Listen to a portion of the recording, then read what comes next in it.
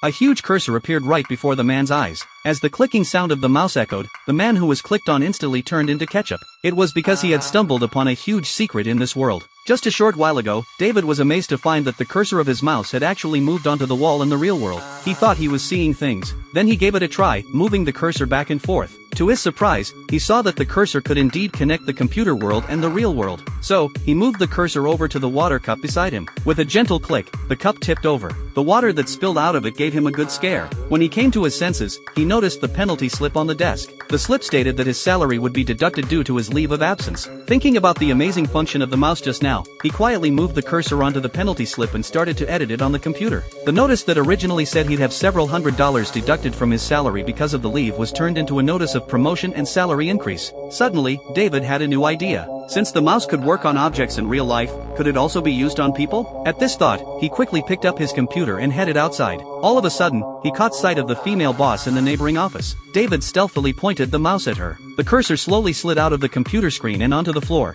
and then swiftly glided onto the woman's long legs.